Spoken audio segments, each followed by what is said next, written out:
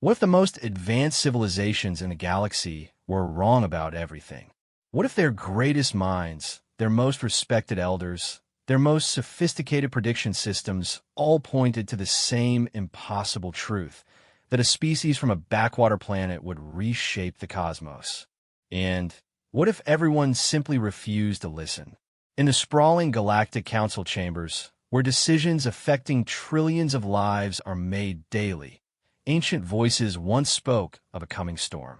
They warned of beings who would defy every law of civilization, every rule of engagement, every expectation of what intelligence could achieve. These weren't prophecies of destruction. They were warnings of transformation so complete that the galaxy would never be the same. But warnings unheeded become realities that cannot be escaped. And sometimes the greatest gift the universe can give is showing you just how wrong you were about everything you thought you knew. This is the story of what happens when the impossible knocks on your door and doesn't wait for permission to come in.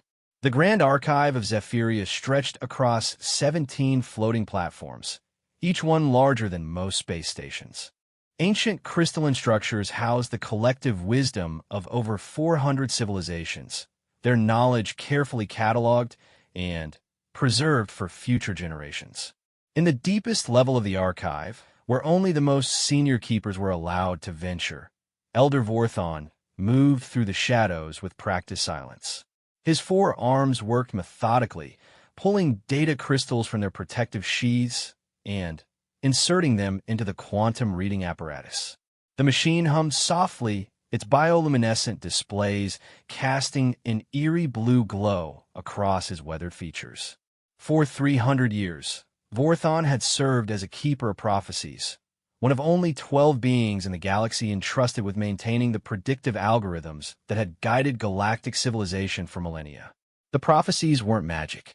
They were the result of the most sophisticated mathematical models ever created, fed by data from countless worlds and refined by the greatest minds in known space. The algorithms could predict the rise and fall of civilizations, the outcomes of trade disputes, even the evolution of entire species. They have been right about everything for over 10,000 years. Everything except this. Vorthon's secondary hands trembled as he reviewed the data for the 1,000th time. The calculations were impossible to ignore, yet every time he presented them to the council, they were dismissed as statistical anomalies. The prediction was too outrageous, too contrary to everything they understood about galactic development patterns.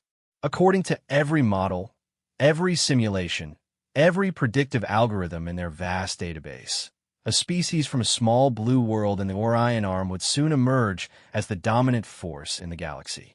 Not in 1,000 years, not in 100 years, but within the next 50 standard cycles. The species called themselves humans, and by all rational measures, they shouldn't even qualify as a spacefaring civilization. The Terrans had only recently developed faster-than-light travel. Their technology was primitive by galactic standards, their social structures chaotic, their military capabilities laughably outdated. They had no representatives in the Galactic Council, no trade agreements with major powers, no allies among the established civilizations. They were, by every measure that mattered, insignificant. Yet the algorithms insisted otherwise. Vorthon pulled up the latest surveillance reports from the frontier sectors. Human exploration vessels have been detected in 47 different star systems over the past 5 cycles. Their ships were crude, but surprisingly effective, their crews small but remarkably adaptable. Most concerning of all, they seemed to learn and improve at a rate that defied all known patterns of technological development. The door to the archive chamber hissed open, and Vorthon quickly minimized his displays. Council Administrator Zektar entered, his ceremonial robes rustling against the polished floor. The Zentorian's 3 eyes focused on Vorthon with obvious irritation. "Elder, you were supposed to submit the quarterly prophecy reports yesterday. The council is waiting." Vorthon straightened his aged frame and activated his speaking synthesizer. His voice, when it emerged, carried the weight of centuries. "Administrator, I must speak with the full council about the human predictions. The latest data confirms everything I've been telling you. They're not just expanding, they're accelerating. Zektar's middle eye rolled in exasperation. The human data is corrupted, Elder. We've been through this. No species develops that quickly. It's mathematically impossible. The mathematics are sound, Vorthon insisted, pulling up a holographic display that filled the air between them with swirling data streams. Look at their expansion patterns. In just 5 cycles, they've established research outposts and systems that took the Corvani 300 years to explore. Their ships may be primitive, but they're using them in ways we never anticipated. The hologram showed a 3-dimensional map of human exploration routes. Unlike the careful, methodical expansion patterns of established civilizations, the human routes seemed almost random. They jumped from system to system without apparent logic, sometimes bypassing rich worlds to investigate seemingly worthless rocks floating in the void. It's chaos, Zektar observed. They have no strategy, no long-term planning. They're like children playing with dangerous toys. Or like a species that thinks completely differently than we do, Vorthon countered. Watch this. He manipulated the display, showing the human routes over a longer time frame. Gradually, a pattern emerged. Not the orderly expansion of a traditional civilization, but something else entirely. They're not trying to control territory. They're trying to learn about it. Every system they visit, every world they investigate, adds to their knowledge base. They're building the most comprehensive stellar survey in galactic history. Zektar studied the display more carefully, his irritation slowly replaced by curiosity. What are they looking for? Everything, Vorthon said simply. They want to understand how everything works. Not just the profitable systems, not just the strategic locations, everything. And the more they learned, the faster they adapt. The administrator's scales shifted color slightly, a sign of deep thought among his people. Even if that's true, there's still just one species. The galaxy has over 30,000 member civilizations in the Council alone. How could they possibly challenge that?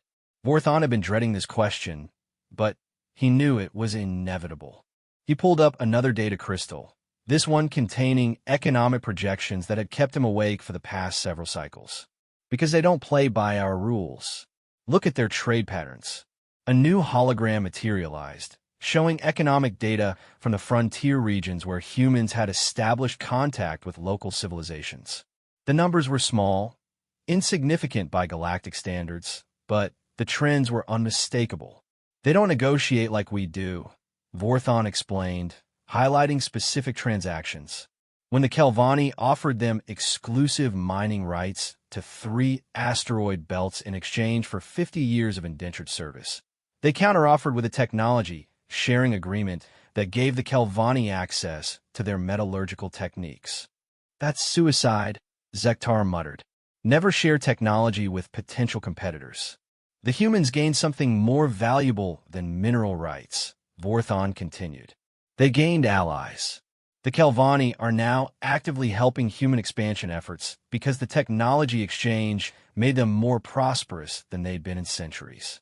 The humans have repeated this pattern in a dozen different systems. Zektar was quiet for a long moment, studying the data with new attention. They're building a network. Not just a network, a symbiotic web of mutual benefit. Every species they encounter becomes stronger through contact with them, and in return, they gain knowledge, resources, and friends. It's completely contrary to standard expansion doctrine.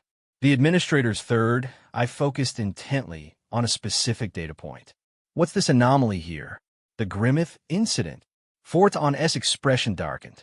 3 cycles ago, a human exploration vessel encountered a Grimmith raiding fleet attacking a Polarian colony. Standard protocol would be to avoid contact and report to council authorities. The humans attacked the Grimmith fleet directly. With what? Their ships are barely armed. They improvised, used their cargo containers as kinetic weapons, vented their engine plasma to create temporary shield disruptions, even rammed one of the Grimmith vessels with their own ship. They saved 14,000 Polarian civilians and destroyed a raiding fleet that had been terrorizing the sector for decades. Zektar's scales shifted to a pale blue, surprise mixed with concern. The Grimmith fleet had military-grade weapons. How did a single exploration vessel survive? They didn't just survive. According to Polarian testimony, the human crew seemed to treat the entire engagement as a problem to be solved rather than a battle to be won. They analyzed Grimmith tactics in real time, identified weaknesses, and exploited them with equipment that was never designed for combat. The hologram shifted again, showing tactical readouts from the engagement.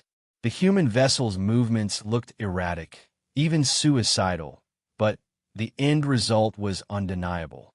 The Polarians are now offering the humans full membership in their trade consortium, Vorthon added.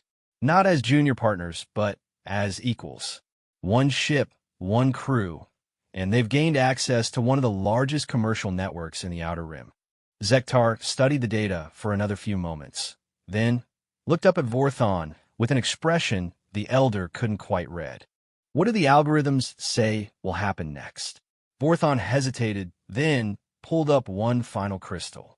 The data it contained was so extraordinary that he'd verified it through 17 different computational systems, hoping to find an error. There was none. Within 10 cycles, they'll make first contact with a core world civilization.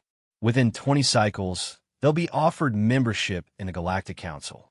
Within 30 cycles, he paused, knowing how insane the next part would sound. Within 30 cycles, they'll be in a position to fundamentally alter the balance of power in the galaxy. That's impossible. The algorithms have never been wrong. Zektar stood silently for several minutes, processing everything he'd seen. Finally, he spoke. What do you recommend? Vorthon had been preparing for this question for years. We need to establish formal contact immediately. Not through the usual diplomatic channels. They're too slow and too bureaucratic. We need to send someone who can understand what makes them different, someone who can help the Council prepare for what's coming. And if you're wrong? If the algorithms are finally failing after all these millennia? Vorthon gestured toward the vast archive surrounding them, containing the wisdom of 400 civilizations. Then we've wasted some time and resources preparing for something that won't happen. But if I'm right, and we do nothing, he let the implications hang in the air. Zektar nodded slowly. I'll arrange a private audience with the Inner Council. You'll have one opportunity to present your case. As the administrator left, Vorthon returned to his data crystals, but his mind was racing ahead to the challenges that lay before him. The Inner Council hadn't listened to his warnings before, but perhaps the new data would be enough to convince them. The humans were coming, whether the galaxy was ready or not. In the depths of space, far from the Grand Archive, a small human vessel named the U.S. Discovery was conducting routine surveys of an unexplored system. Captain Sarah Chun studied the readings from her science station, noting several potentially habitable worlds and what appeared to be the ruins of an ancient civilization on the fourth planet. "Shall we investigate the ruins, Captain?" asked her first officer, Lieutenant Commander Marcus Torres. Chun considered the question. They were already 3 days behind schedule, and their mission parameters called for basic surveys only.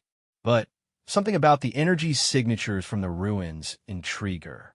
Set course for the fourth planet, she decided. If there's a lost civilization down there, we need to understand what happened to them. Maybe we can learn something that will help us avoid their mistakes. Neither Chun nor her crew realized that their decision to investigate would soon bring them into contact with a network of automated systems that had been waiting for over 1,000 years to deliver a message to the first species advanced enough to understand it. Nor could they know that this message would confirm everything that Elder Vorthon had been trying to tell the Galactic Council. The galaxy was about to change forever, and it all started with one captain's curiosity about some ancient ruins on a distant world. The U.S. Discovery settled into orbit around the fourth planet with the quiet efficiency that marked all human exploration vessels. Captain Sarah Chun stood on the bridge, watching the main viewer as her science team compiled their initial surveys. The planet below was a stark, windswept world with crimson skies and vast crystalline formations that caught the light from the system's twin suns. Energy readings are off the charts, Captain, reported Science Officer Dr. Elena Vasquez, her fingers dancing across her console. Whatever those structures are, they're still generating power after at least a millennium of abandonment. Chun moved to the science station, studying the readings over Vasquez's shoulder. The ruins stretched across an area the size of a small continent, forming geometric patterns that seemed almost mathematical in their precision. At the center of the complex, a massive spire rose nearly 2 kilometers into the thin atmosphere, pulsing with a soft amber light. Any signs of current habitation? Chen asked. Negative. No life signs, no active technology signatures beyond the power generation. It's like a ghost city that someone left the lights on in. Vasquez paused, reviewing her data. But, Captain, there's something else. The energy output is increasing. On the tactical station, Lieutenant Commander Torres frowned at his displays. Captain, I'm detecting automated systems coming online throughout the complex. Whatever we triggered by arriving here, it's spreading. Chun felt the familiar thrill of discovery that had drawn her to exploration in the first place. Every abandoned world told a story, and this one seemed eager to share its secrets. Prepare an away team. Full scientific complement, but keep security on standby. If those systems are reacting to our presence, I want to know why. 2 hours later, Chen materialized on the planet's surface alongside Dr. Vasquez, xenoarchaeologist Dr. James Liu, and a security detail led by Chief Petty Officer Rodriguez. The crystalline structures around them hummed with increasing intensity, their amber glow now bright enough to cast shadows in the pale sunlight. Atmospheric composition is breathable with minimal filtering, Vasquez reported, adjusting her scanner settings. Gravity is about 0.8 standard. Temperature is a bit chilly, but nothing we can't handle. Dr. Liu is already moving toward the nearest structure, his archaeological scanner sweeping back and forth. The architecture is unlike anything in the databases. Look at these proportions. Whoever built this was tall, maybe 3 meters on average, but the doorways are built for beings half that size as well. Multiple species? Chen asked. Either that, or a species that came in very different sizes. But that's not the interesting part. Liu pointed toward a series of inscriptions carved into the crystalline walls. These symbols, I've seen similar patterns in ruins across 17 different sectors, always in the deepest, most protected chambers, always associated with long-range communication arrays. Rodriguez was monitoring the tactical frequencies, her rifle held in a ready position. Captain, I'm picking up structured energy pulses from the central spire. It's like the whole complex is trying to establish a communications link. With what? Unknown. But the signal is getting stronger. Chen made her decision. We move to the central spire. Stay together, stay alert, and document everything. If this place has been waiting for someone to arrive, I want to know what it's been waiting to say. The journey to the spire took them through corridors that seemed designed for both scholarly research and ceremonial gathering. The walls were covered with intricate carvings that told a story in pictures, star maps, mathematical equations, and images of dozens of different species working together on what appeared to be a massive construction project. Captain, Dr. Liu called out, stopping beside a particularly detailed carving. You need to see this. The image showed a circular chamber filled with beings from various species, all facing toward a central platform where a figure stood addressing the assembly. But it was the background that caught Chen's attention. Star charts that clearly showed the Milky Way galaxy, with specific systems marked in glowing symbols. That's our solar system, Vasquez breathed, pointing to one of the marked stars. And that one's Proxima Centauri. This map is accurate down to planetary positions. How long ago was this carved? Chen asked. Liu ran his scanner over the surface, analyzing the molecular structure of the stone. Based on crystalline decay patterns, minimum of 800 years, possibly as much as 1,200. The implications hit the team simultaneously. Whoever had built this place had possessed detailed knowledge of Earth's solar system long before humans had even achieved interstellar flight. As they approached the base of the central spire, the energy readings spiked dramatically. The structure's entire surface began to glow, and a low harmonic tone filled the air around them. "Captain," Rodriguez called out, "I'm reading massive power buildups throughout the complex. Whatever this place is preparing to do, it's going to be big." Before Chen could respond, the spire's base began to iris open, revealing an entrance that definitely hadn't been there moments before. The opening was perfectly sized for human proportions. "Okay, now that's just eerie," Vasquez muttered, checking her tricorder readings. The opening sequence was triggered by our biosignatures. It's like the place was programmed to recognize our species. Chen stepped toward the entrance, but Rodriguez moved to block her path. "Captain, I really don't think you should go in there alone." "I don't intend to. We all go, or none of us do." Chen looked around at her team. Anyone having second thoughts? The corridor beyond the entrance was clearly different from the rest of the complex. Where the outer areas had been carved from the planet's natural crystal formations, this passage was constructed from a metallic substance that seemed to absorb and redirect light. Emergency lighting activated as they moved forward, casting everything in a soft blue glow. The technology here is at least 2 generations beyond anything in the galactic databases, Vasquez observed, running her scanner along the walls. The power distribution system alone represents breakthroughs in quantum mechanics that our best scientists are only beginning to understand. The passage led to a circular chamber at the heart of the spire. In the center stood a crystalline construct that pulsed with the same rhythm as a heartbeat. As the away team entered, the construct's pulsing accelerated, and holographic displays began materializing around the room. The holograms showed star maps, technical schematics, and, most remarkably, images of the galaxy as it existed in the present day.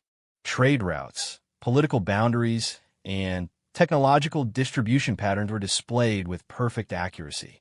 "This is impossible," Dr. Liu whispered. "This facility has been abandoned for centuries, but it has real-time data on current galactic civilization." A new hologram materialized directly in front of Captain Chun.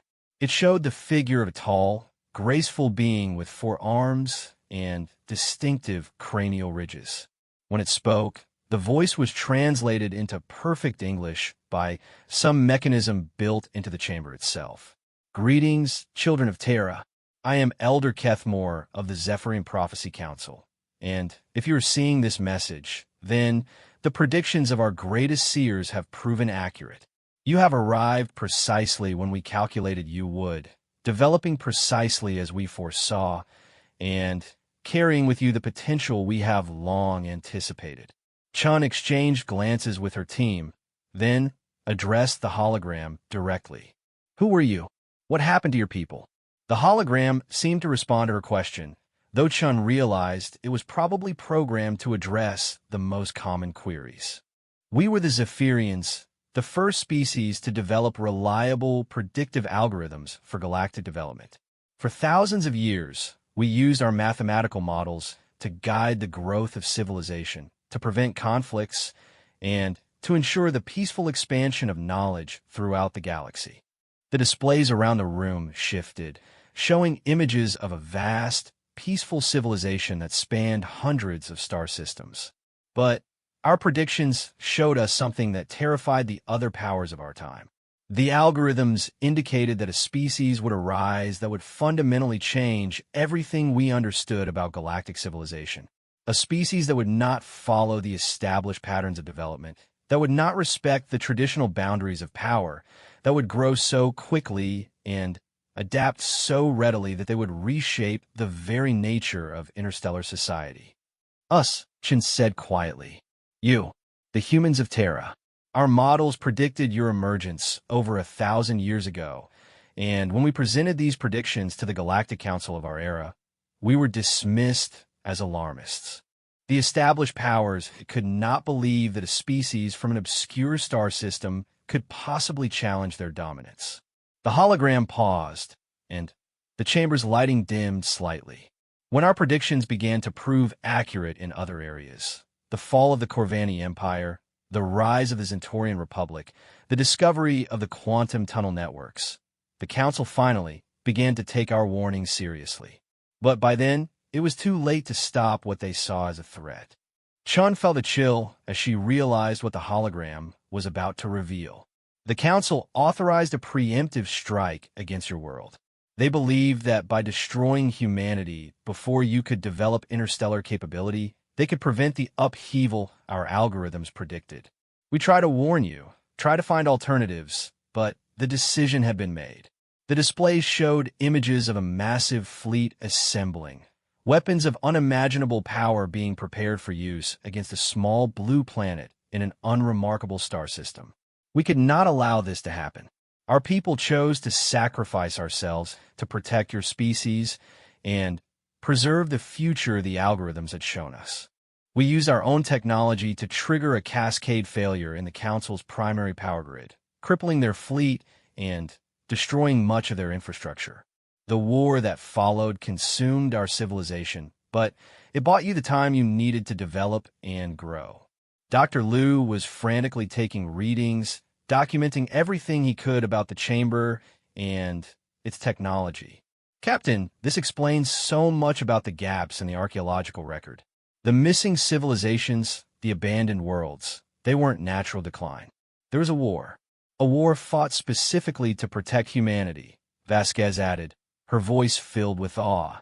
The hologram continued, "We have waited here for over 800 years for your arrival, maintaining this facility through automated systems that we designed to recognize your species. Our algorithms predicted that when you finally arrived, you would be at a critical juncture in your development. The galaxy you are about to encounter is not the same one that tried to destroy you."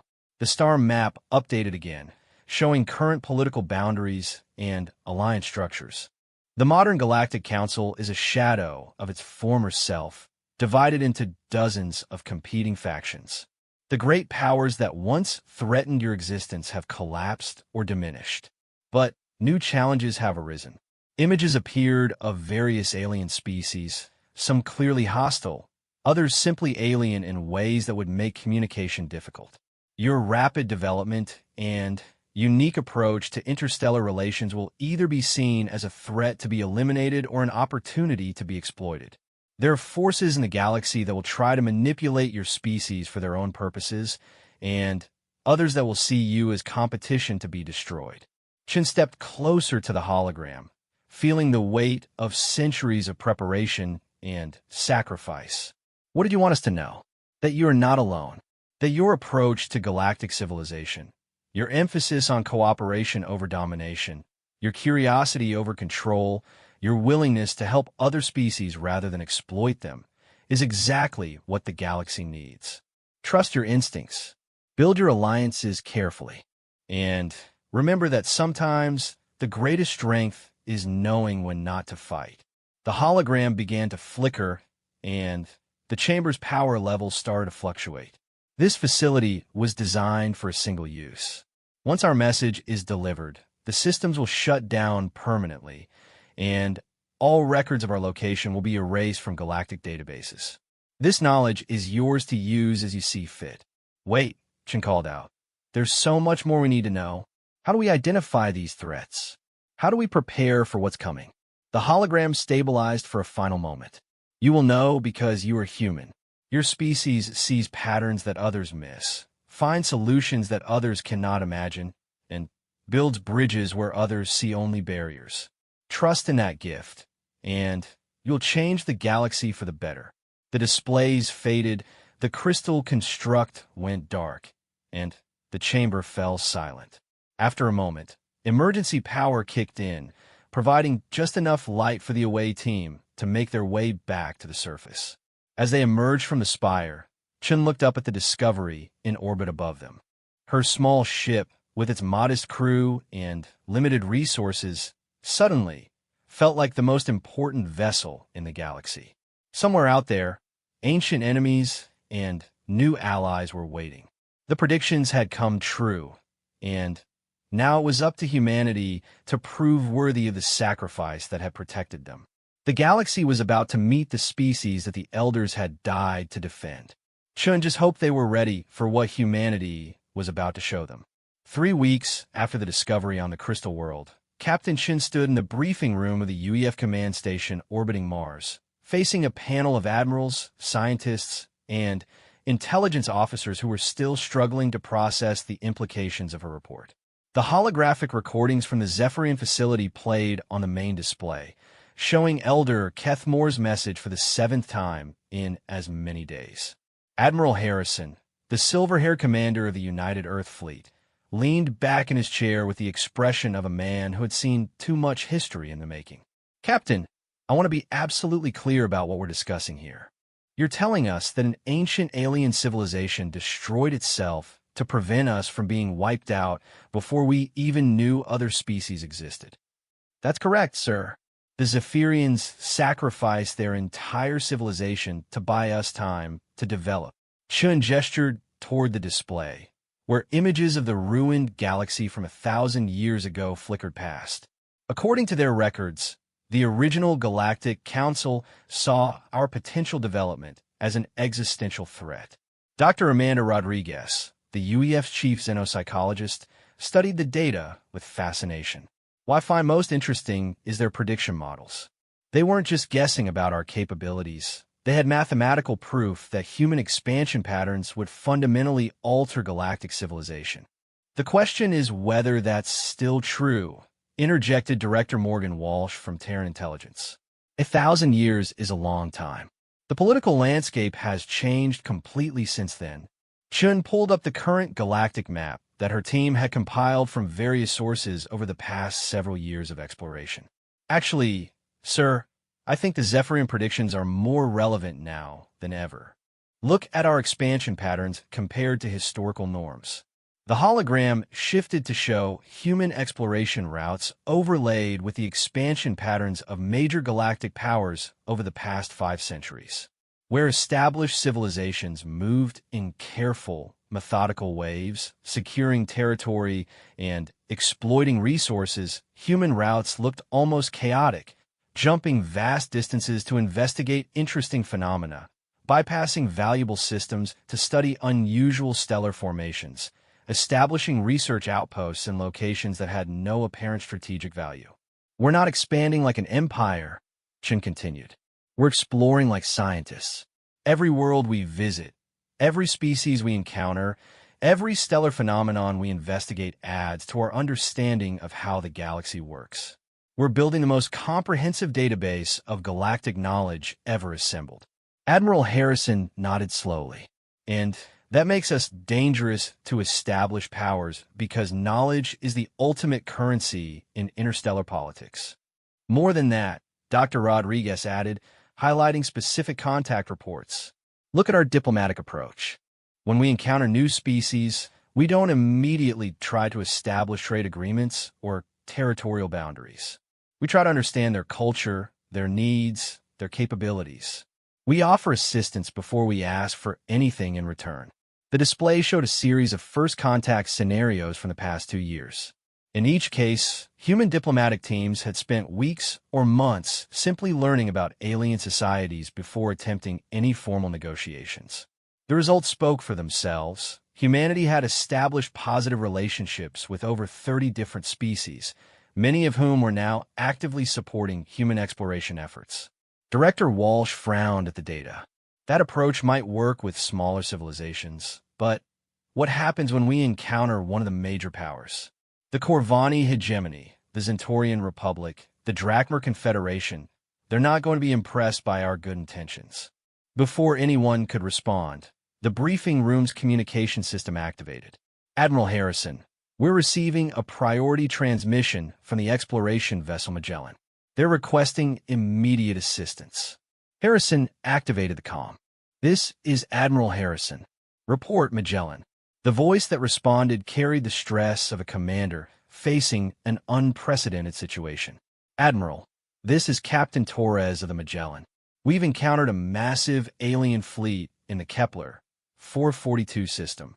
They've identified themselves as representatives of something called the Corvani hegemony, and they're demanding that we surrender our vessel and submit to interrogation. The briefing room fell silent. The Corvani were legendary, an ancient military power that had dominated the galactic core for over 3,000 years.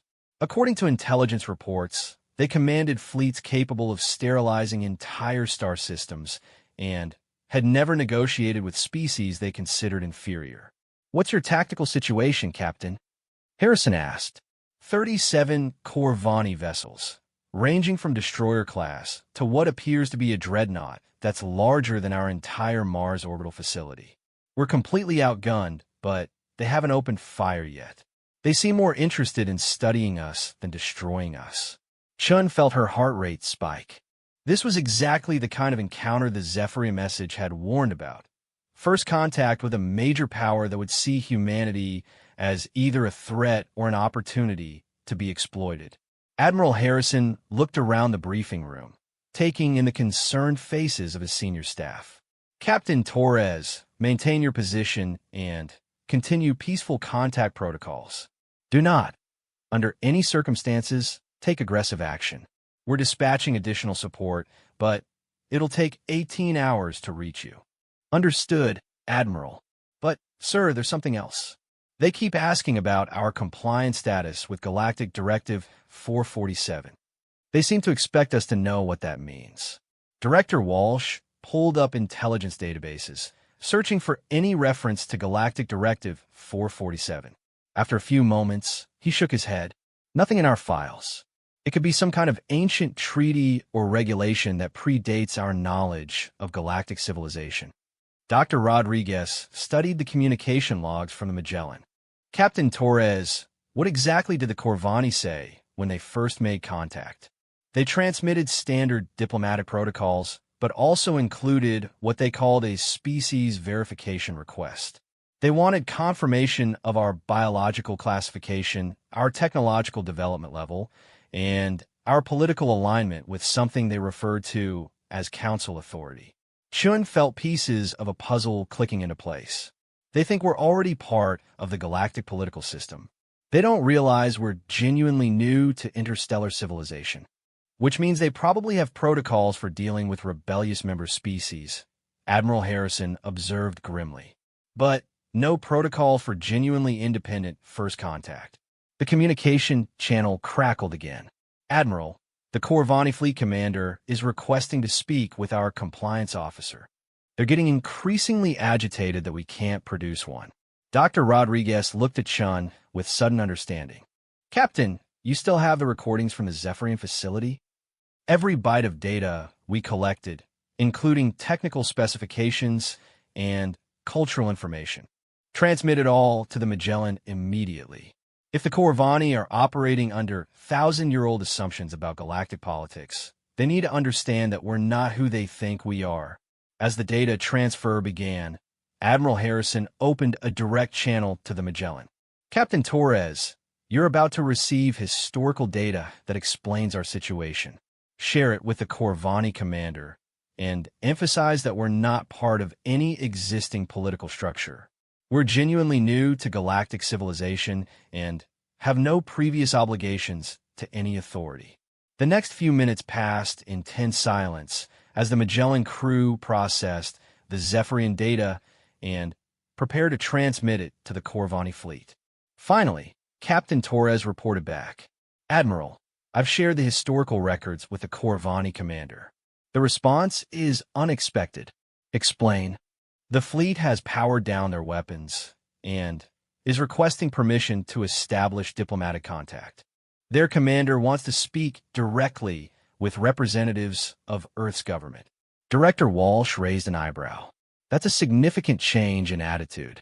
What do the data tell them that changed their minds?" "According to their communications, the Zephyrian records confirm something they call Prophecy Classification 7. Apparently, their own historical archives contain references to a species that would emerge from the Terran system and fundamentally alter galactic civilization." Chun felt a chill of recognition. They knew about the Zephyrian predictions. They've been waiting for us to. Admiral Harrison stood up, his expression grim with new understanding. How many other civilizations have been sitting on thousand-year-old prophecies about humanity? How many of them have been planning for our arrival? Before anyone could answer, the Magellan transmitted another update. Admiral, the Corvani commander has shared some additional information. According to their records, there are at least 12 major civilizations that maintain active monitoring protocols for Terran emergence events. They've been watching our expansion for the past 5 years. Watching us do what? Apparently, testing whether we would follow the behavioral patterns described in the ancient predictions. Our exploration methods, our diplomatic approach, our technological development, it's all been compared against models created centuries ago. Dr. Rodriguez looked stunned. We're not just making first contact with galactic civilization. We're confirming thousand-year-old prophecies about what kind of species we would become. Admiral Harrison activated the fleet communication system. All exploration vessels are ordered to maintain current positions and await further instructions. No ship is to engage in first contact protocols without direct authorization from Earth Command. He turned to Chun. Captain, I want you to take the Discovery to the Kepler 442 system immediately. If the Corvani have been waiting for us, I want our most experienced first contact officer handling the negotiations. Sir, what if there are other fleets out there?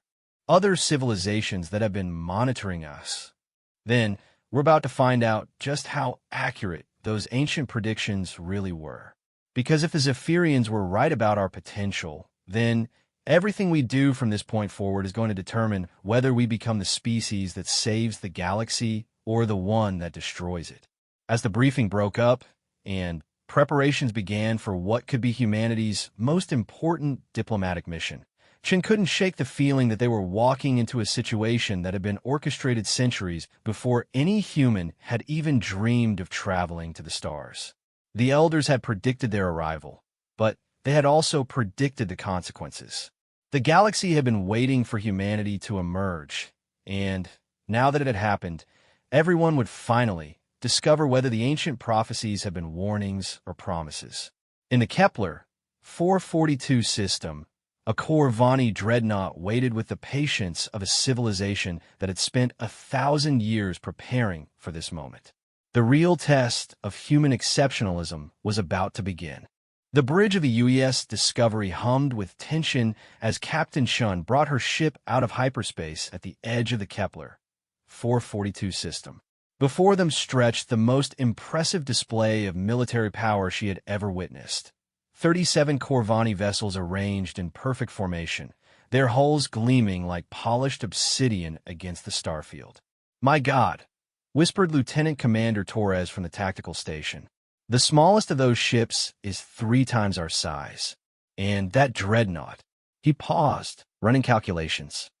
"Captain, that thing could house our entire Mars orbital complex with room to spare." Chin studied the tactical display, noting the precise spacing and geometric patterns of the fleet formation. There was something almost ceremonial about their arrangement, as if they were prepared for a formal greeting rather than a military engagement. "Any word from the Magellan?" she asked. Communications Officer Lieutenant Park activated her console. "Captain Torres reports that the Corvani have been remarkably patient. They've maintained position for 6 hours without any aggressive moves. The fleet commander has requested to meet with our primary cultural representative as soon as we arrive." Chun felt the weight of responsibility settling on her shoulders. Everything humanity had worked toward in their brief interstellar history could hinge on the next few hours. "Open a channel to the Corvani flagship." The main viewer shimmered and resolved into an image that took Chin's breath away. The Corvani commander stood nearly 3 meters tall, with 4 powerful arms and skin that seemed to shift color in the light. But it was the intelligence in those large, dark eyes that struck her most forcefully. This was a being that had lived for centuries and had spent much of that time preparing for this moment. "I am Fleet Commander Thekvor of the Corvani Hegemony," the alien said, his voice translated through the ship's universal communication system. "You are Captain Shun of the Terran vessel Discovery. We have been expecting you." "Expecting us specifically, Commander?" "Expecting your species." The archives of the Hegemony contain detailed records of the Zephyrian predictions, including behavioral profiles and development timelines for what they called the Terran emergence. You have arrived precisely when our scholars calculated you would, behaving exactly as the ancient models predicted. Chen exchanged glances with her crew. The implications were staggering. Humanity's entire expansion into space had been anticipated by civilizations that had been watching for centuries. Commander Thekvor, we've learned about the Zephyrian sacrifice and their predictions, but we're still trying to understand what it means for current galactic politics. Can you help us understand our situation? The Corvani commander's expression shifted in what might have been the equivalent of a smile. Captain Chun, your question demonstrates exactly why the Zephyrians considered your species so significant. Where most newly contacted civilizations ask about trade opportunities or territorial boundaries, you ask about understanding. This is precisely the approach the prophecies described. Behind Thekvor, Chun could see other Corvani officers monitoring displays that showed what appeared to be real-time analysis of the conversation. They were comparing her responses to some kind of behavioral model. What can you tell us about the current state of galactic civilization? Chun asked. Much has changed since the Zephyrian era. The old Galactic Council collapsed in the war that consumed their civilization. What remains is a fragmented collection of regional powers, trading consortiums, and independent systems. The major civilizations, the Corvani, the Zentaurians, the Drachmer, and others, maintain an uneasy balance of power. Thekvor gestured, and the display behind him showed a three-dimensional map of the galaxy with various regions marked in different colors. For 800 years, we have maintained this stability through a system of mutual deterrence and carefully negotiated territorial agreements. But the ancient prophecies suggested that Terran emergence would disrupt this balance. How? By offering an alternative to the traditional model of expansion and control. According to the Zephyrian calculations, humans would develop a form of interstellar civilization based on cooperation rather than domination, knowledge sharing rather than resource competition. Dr. Vasquez, monitoring the conversation from the science station, spoke up quietly. Captain, ask about the other civilizations that have been monitoring us. Chen nodded. Commander, we understand that other civilizations have been watching our development. Are they all as welcoming as you appear to be? For the first time, Thekvor's expression darkened. No, Captain Chun, they are not. The Drachmer Confederation sees your approach to expansion as weakness to be exploited. The Zentaurian Republic views your technological development as a threat to their commercial dominance. And the Vectar Syndicate. He paused. The Vectar have been actively planning for Terran contact since the prophecies first emerged. Their intentions are not benevolent. What kind of threat are we talking about? The Vectar believe that by controlling human expansion from the beginning, they can harness your species' unique capabilities for their own purposes. They see you not as equals to be respected, but as tools to be used. Before Chun could respond, Lieutenant Park's console erupted with warning signals. Captain, we're detecting multiple hyperspace emergent signatures. 17 vessels, unknown configuration. The tactical display updated to show a new fleet materializing at the opposite edge of the system. These ships were sleeker than the Corvani vessels, with angular hulls that seemed designed to cut through space itself. Vectar, Thekvor said grimly. It appears they have been monitoring our communications. Captain Chun, I must warn you, the Vectar approach to diplomacy is significantly more aggressive than ours. The communication channel was suddenly hijacked by a new signal. The being that appeared on screen was humanoid, but wrong in subtle ways. Too pale skin, eyes that were entirely black, and movements that seemed just slightly too fluid to be natural. I am Overlord Kesrak of the Vectar Syndicate. The human vessels will accompany my fleet to Vectar space for proper integration into galactic civilization. Any resistance will be met with appropriate consequences. Chun felt her crew tense around her.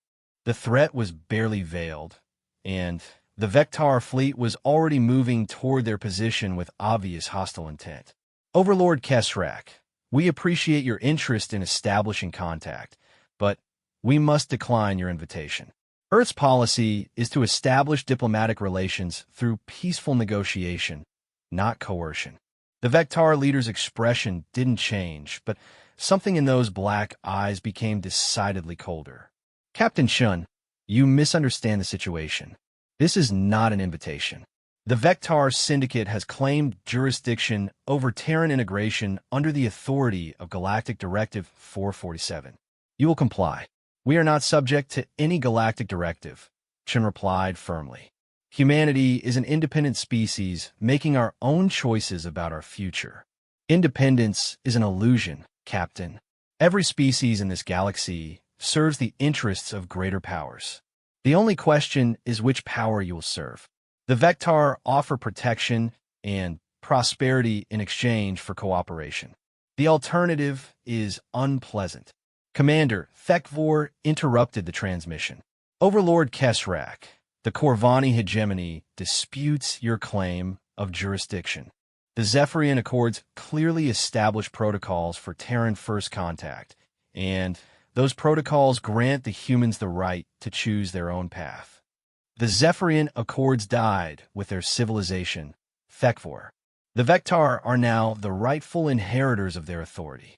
Chun watched as the two alien fleets began maneuvering toward each other, with her small human ships caught directly in the middle. This was exactly the kind of situation the Zephyrian warning had prepared her for. Major powers trying to manipulate humanity for their own purposes.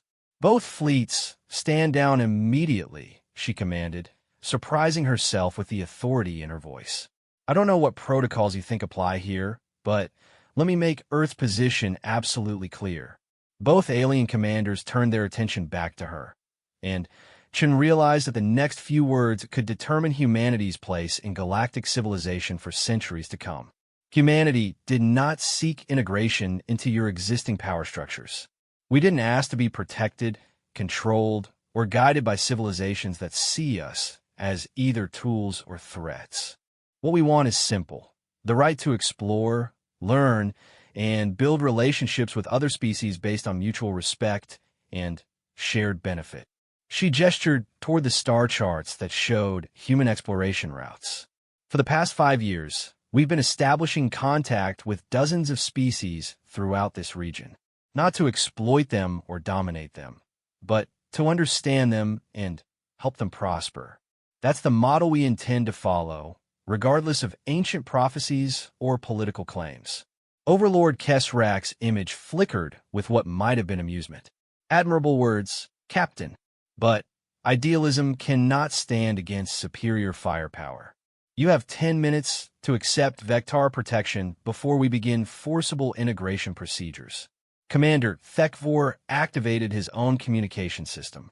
Vectar Fleet, you are in violation of the Corvani Drachmer Non-Interference Pact. Withdraw immediately or face the consequences.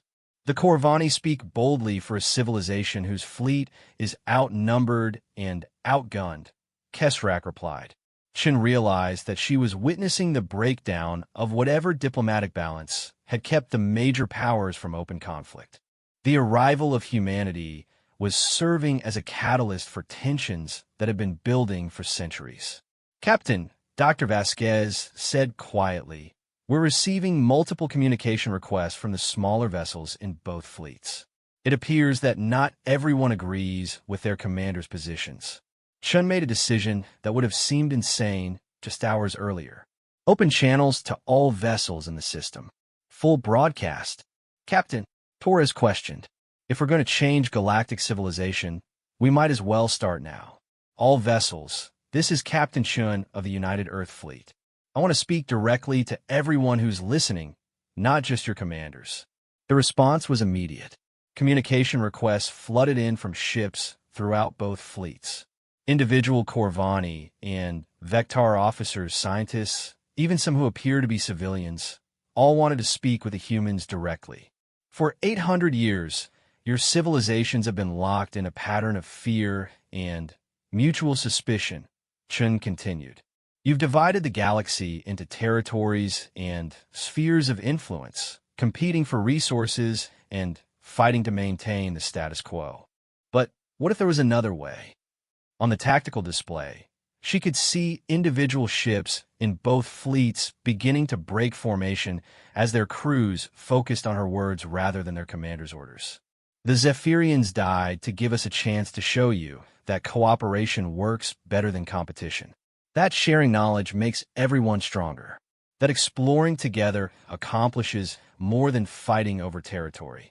Overlord Kesrak's voice cut through the chatter from the other ships. Enough of this propaganda. All vessels, prepare for combat operations. The humans will be brought under Vectar control immediately. But something unexpected happened.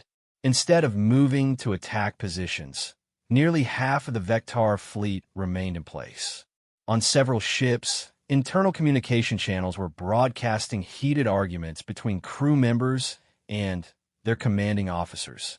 Commander Thekvor's expression showed what Chun was beginning to recognize as amazement. Captain Chun, you are achieving something that we thought impossible. You are giving individual members of our fleets a choice between following orders and following conscience. Chun smiled, finally, understanding what the Zephyrian predictions had really been about. Humanity's gift wasn't superior technology or military might. It was the ability to inspire others to question the assumptions that had governed galactic civilization for millennia. The revolution was beginning, and it would be fought not with weapons but with ideas. The space around Kepler 442 had become a battlefield of ideas rather than weapons. Captain Chun watched her tactical display as the carefully ordered formations of both alien fleets dissolved into chaos. Individual ships were breaking away from their assigned positions, their crews openly debating whether to follow their commander's orders or pursue direct contact with the human vessels. Captain, Lieutenant Park reported, her voice filled with amazement, we're receiving over 40 separate communication requests. Scientists, junior officers, even what appear to be civilian passengers are all trying to speak with us directly. Commander Thekvor's image remained on the main viewer, but Chun could see his attention was divided between the conversation and the unprecedented situation developing within his own fleet. Captain Chun, in 3,000 years of Corvani military history, I have never witnessed anything like this. Your words are causing my officers to question orders that should never be questioned. On a secondary display, Overlord Kesrak was visibly struggling to maintain control of his own forces. Several Vectar vessels had completely ignored his commands to prepare for combat, instead positioning themselves to facilitate communication with the human ships. Maybe that's the problem, Chun replied. Maybe the reason galactic civilization has been stagnant for 8 centuries is that nobody questions anything anymore. Everyone just follows the patterns established by their ancestors, afraid to try something new. Dr. Vasquez looked up from her science console with obvious excitement. Captain, I'm analyzing the communication patterns from both fleets. The individuals reaching out to us represent every major scientific discipline, multiple species within each fleet, and what appear to be representatives from civilian populations across dozens of star systems. What are they saying? They want to know about our exploration methods, our research findings, our approach to interspecies cooperation. They're not interested in politics or territory. They want to learn. Chun felt a surge of understanding. This was what the Zephyrian predictions had really been about. Not military conquest or political domination, but the spread of an idea that had been suppressed for centuries, the idea that knowledge belonged to everyone. Open a general channel to all vessels, she ordered. I want to speak to everyone at once. The communication system crackled to life, and Chen found herself addressing an audience that represented dozens of species and hundreds of years of galactic civilization. To everyone listening, my name is Sarah Chun, and I represent a species that is just beginning to understand its place in the galaxy. 3 weeks ago, we discovered records left by the Zephyrians, who died to protect us from those who saw our potential as a threat. Today, we're starting to understand what that potential really means. On her tactical display, she could see that even more ships were breaking formation to get closer to the human vessels. The carefully maintained military structures that had dominated this region of space for centuries were dissolving before her eyes. For 800 years, your civilizations have divided the galaxy into territories and spheres of influence. You've hoarded knowledge, competed for resources, and maintained power through fear and isolation. But what if there was another way? A new voice cut through the communications channel. Not from either fleet commander, but from one of the individual vessels that had approached the human ships. Captain Chun, this is Dr. Veltar of the Corvani Science Institute. Our research has been restricted by military classifications and political boundaries for centuries. Are you suggesting that knowledge should be shared freely? I'm suggesting that knowledge grows when it's shared, Chun replied. Every discovery we've made in the past 5 years has been the result of cooperation with other species.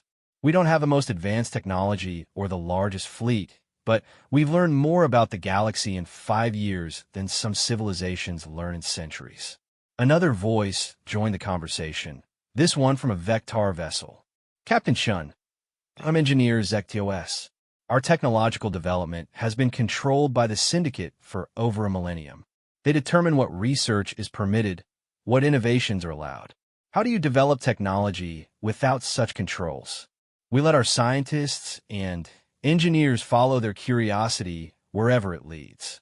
We don't restrict research based on political considerations or economic impact. If someone has an idea that might work, we give them the resources to try it. Commander Thekvor's expression had shifted to something Chin couldn't quite identify. Captain, you're describing a form of civilization that we considered theoretical. Our political scientists have debated such models, but they were always dismissed as impractical. Maybe they were dismissed because they threatened the power structures that your political scientists served, Chin suggested. When knowledge is free, when innovation is encouraged, when cooperation is valued over competition, the old hierarchies become irrelevant. Overlord Kesrak finally managed to regain control of his communication channel. Enough of this anarchist propaganda. All Vectar vessels, return to formation immediately. Prepare to implement forcible integration protocols.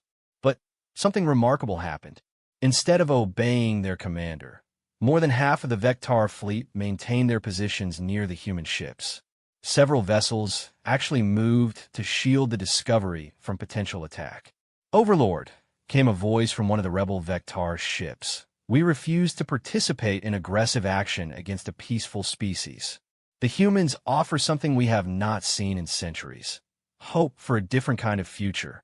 Chen watched as the situation continued to evolve. What had started as a potential military confrontation was becoming something entirely unprecedented in galactic history. A spontaneous alliance of individuals from multiple species, united by shared ideals rather than political allegiances.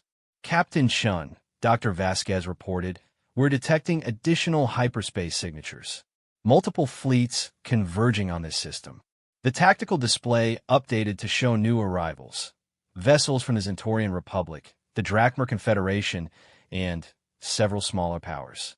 Within hours, the Kepler 442 system had become the site of the largest gathering of interstellar fleets in recorded history. It appears that word of this encounter has spread throughout the galaxy, Commander Thekvor observed. Every major power is sending representatives. Chin realized that humanity was facing its ultimate test. Everything they had worked toward, everything the Zephyrians had died to protect, will be determined by what happened in the next few hours. Open channels to all incoming fleets, she ordered. If they want to see what human civilization looks like, let's show them. Over the next several hours, something extraordinary unfolded in the space around Kepler 442. As each new fleet arrived, expecting to find a traditional confrontation between established powers, they instead discovered something that defied all their expectations, a voluntary gathering of individuals from dozens of species, sharing knowledge and ideas without regard for political boundaries. Human scientists worked alongside Corvani researchers to solve engineering problems that had puzzled both species for years. Vectar engineers collaborated with Zentorian technicians to develop new approaches to energy distribution. Drachmer philosophers engaged in deep discussions with human explorers about the nature of consciousness and the meaning of existence. Captain, Torres reported from his station, we're receiving requests from civilian populations throughout the galaxy. They want to join what they're calling the Kepler conferences. They want to participate in this kind of open knowledge sharing. Chun smiled, finally, understanding the full scope of what the Zephyrians had predicted. Humanity's arrival wouldn't just change galactic politics. It would fundamentally transform the way intelligent species related to each other throughout the cosmos. A new communication channel opened, and Elder Vorthon's familiar four-armed form appeared on screen. The ancient Zephyrian looked even older than when Chun had seen him in intelligence briefings, but his eyes held a light that suggested deep satisfaction. Captain Chun, he said, his voice carrying across the light years from the Grand Archive, I wanted to congratulate you on proving the accuracy of our ancient predictions. But more importantly, I wanted to thank you for showing the galaxy what we always knew humanity could become. Elder Vorthon, how are you receiving these transmissions? I thought your people were extinct. The Zephyrian Confederation as a political entity died 800 years ago, but our knowledge and our dedication to the pursuit of truth survived. A few of us have worked in secret for centuries, maintaining the archive and watching for signs of the changes we knew would come. Behind Vorthon, Chun could see other figures moving through what appeared to be a vast library, representatives of dozens of species working together to preserve and share the accumulated wisdom of galactic civilization. The Kepler conferences, as your people are calling them, represent the fulfillment of everything we hoped for when we made our sacrifice. You have shown the galaxy that cooperation produces better results than competition, that shared knowledge benefits everyone, and that the barriers between species are artificial constructs that serve only those who profit from division. Shin looked around the bridge of her small ship, then out at the unprecedented gathering of vessels from across the galaxy. In just a few hours, humanity had catalyzed the most significant change in interstellar relations since the fall of the ancient Galactic Council. What happens now, she asked. Now, Captain Chun, you help us build the future that the Zephyrians died to make possible. The old order of territorial empires and competing powers is ending. What takes its place will be determined by the choices made by beings like yourself, those who believe that knowledge belongs to everyone and that cooperation serves the common good better than conflict. As Chen watched, more ships arrived in the system every few minutes. Not military vessels sent by governments, but civilian ships carrying scientists, artists, philosophers, and ordinary citizens who wanted to be part of the transformation taking place. The galaxy was changing, not through conquest or political revolution, but through the simple recognition that there was a better way to organize intelligent life. The elders had predicted humanity's arrival, but even they had underestimated the profound impact that human ideals would have on a galaxy that had forgotten how to dream. In the months that followed, the Kepler conferences would grow into a permanent institution, a voluntary association of species and individuals committed to the free exchange of knowledge and the peaceful resolution of differences. The old empires would gradually transform themselves or fade into irrelevance as their populations chose cooperation over competition. And at the center of it all, a small blue world in an unremarkable star system would serve as the symbol of what became possible when a species chose to reach for the stars with open hands rather than clenched fists. The Zephyrian prophecies had come true, but the real story was just beginning. Humanity had arrived, and the galaxy would never be the same.